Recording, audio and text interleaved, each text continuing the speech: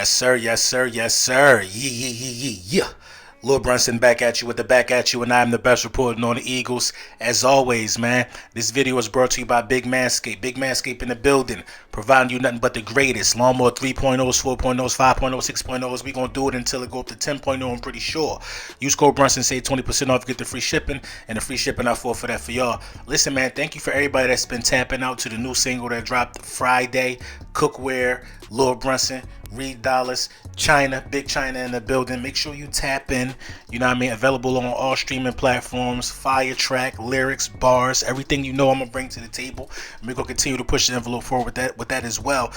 Listen, the city of Philadelphia got a lot going on right now. You got your Philadelphia 76ers looking to sweep these guys in a couple hours around 2 o'clock, looking to take care of business with those guys. I fully expect them to. Listen, as I said the other day, man, Joel Embiid is the MVP. You know what I'm saying? And listen, what has to stop happening is we got to stop praising regular season heroics. Joel Embiid is getting it done in the postseason. Guys like Jimmy Butler getting it done in the postseason. You know what I'm saying? The Boston Celtics, them guys getting it done in the postseason.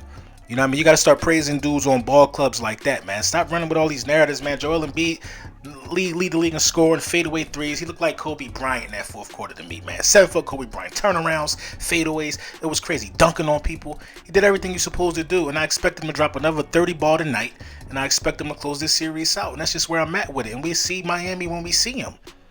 But a sweep is what we need. This will be the first one in 37 years that we've had in a 7-game series, man. So let's keep this thing going. Let's take care of business early. When you take care of the teams you're supposed to take care of, that makes you a championship team. You know what I mean? I like where we at right now, and I like us to sweep these guys tonight. That's neither here nor there, and that's where I'm at with that. Let's talk about some Eagles, though, for a second. So, where's that? Hold on. Let me get right. Let me get right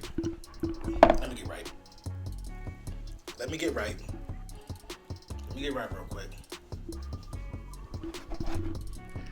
Listen, I've been saying it for years. We should make Arcega-Whiteside a tight end. I've been saying we should do that for years. And the Philadelphia Eagles finally are realizing that it might be the best situation for his career, and it might be the best situation for the ball club. Now, I thought that we needed a tight end going into this draft, but converting Arcega-Whiteside makes some sense because you needed a tight end going into this draft, in my opinion anyway. My only problem with it is this. It might be too late. You should have did this a year ago, probably 2 years ago. It might be too late now. You know, sometimes it's just time for guys to go. You know what I mean? It just might be too late for him to make it, you know what I mean, as a Philadelphia Eagle. But I really, really hope he succeeds. I really think he'll surprise a lot of people if he takes this serious and take the ball by the horns. Like, what's taking it so long? What's taking you guys so long to convert this guy? You know his strong suit is blocking. A tight end needs to be able to block. Now, granted, he's blocking cornerbacks for the most part, but you know what I mean? He could block. It's not a lot of guys that's going to be able to stay with him. He's a wide receiver. You know what I mean? I think it's the best move for him. I think we can get a lot of dynamic plays, you know, built around him doing that. So I'm really excited for it, man. But that move doesn't solve a lot of the needs for the Philadelphia Eagles because we have draft needs. With the draft coming up, let's talk about the true draft needs of the Philadelphia Eagles. Listen, defensive end is a draft need for me. Wide receiver is a draft need for me. Safety is a draft need for me. Linebacker is still a draft need for me. Cornerback is a draft need for me. And inside linebacker is a draft need for me. Tackle or a guard or a straight out center, or a guard that can play center and guard. You need to get some help in the inside of that offensive line because the heart and soul of that offensive line is on a 1-year deal. You got to start looking at those type of things, man. As many players that the Philadelphia Eagles could target, you know what I'm saying, with the positions that I just named, but you have to do your due diligence and do your homework and try to hit on as many of these picks as you can. Now, I like the fact that the Philadelphia Eagles brought in Chris Harris not too long ago. They kind of snuck that in, Alabama linebacker. Not a lot of people talking about him, but I like the fact that they brought him in. He got real good potential. Chris Harris from Alabama, really, really good potential. You know, he's one of those guys that you can understand why if somebody took him in the first round, but you kind of expect him to be gone in the second round, if that makes sense.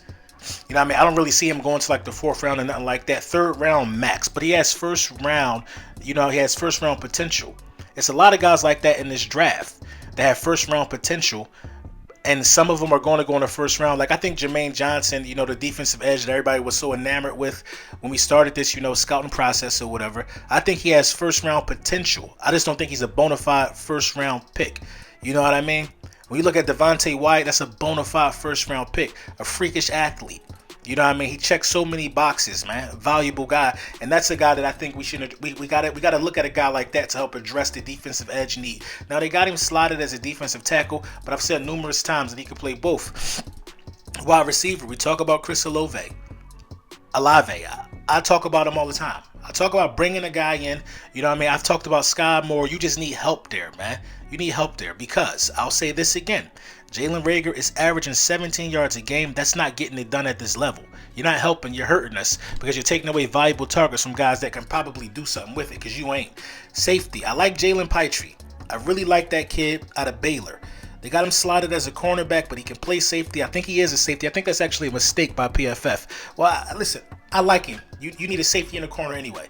I think he could play both. That's the bottom line. I like him there. Linebacker, Chris Harris. We talked about this. So being as though you're bringing in guys like Chris Harris, I don't see us reaching for Chris Harris. I see us hoping he falls to us in the second round or something like that. But this lets me know, you know what I mean, that linebacker is still of a concern for the football team moving forward. They don't feel satisfied because they went and got Hassan Reddick. You still have to find a linebacker. You got Kaiser White too. You know what I mean? I'd rather have an influx of great linebackers than mediocre wide receivers. I guarantee you the wins and losses will probably be more on the winning side if you had an influx of just great linebacking play. Think about it. What if you had two really solid linebackers in exchange for, you know what I'm saying, Arcega-Whiteside and Jalen Reagor? Your defense would be that much better. You know what I mean? Because Arcega-Whiteside and Jalen Reagor gave you nothing. They gave you basically nothing last year. So something to think about, man. Corner, you definitely need a corner. It's a slew of corners. We're in a great position. I love Derek Stingley. I love Sauce. I love Booth. I love a lot of these guys, bro. It's a lot of great cornerbacks in this draft. You can correct that. You know what I mean? In this draft, you don't have to shoot for the gun for that either. But if you want one of the top end franchise day one starting guys that I just named, you got to take your shot there, and I'm not mad at it. Inside offensive linebacker. I'm talking about safety, or I'm talking about a guard that can play linebacker or safety. I'm sorry, center. You know what I mean? You got to address that, man. You could go get you a center and get him like in the 5th round and have Kelsey groom him for this entire last year because it's expected that he's going to retire. I think that's the smartest way to go about it. Get somebody and get him to learn from Kelsey. Get him to learn from Lane. Get him to learn from Mailata. Get him to learn from the guys that you got in-house.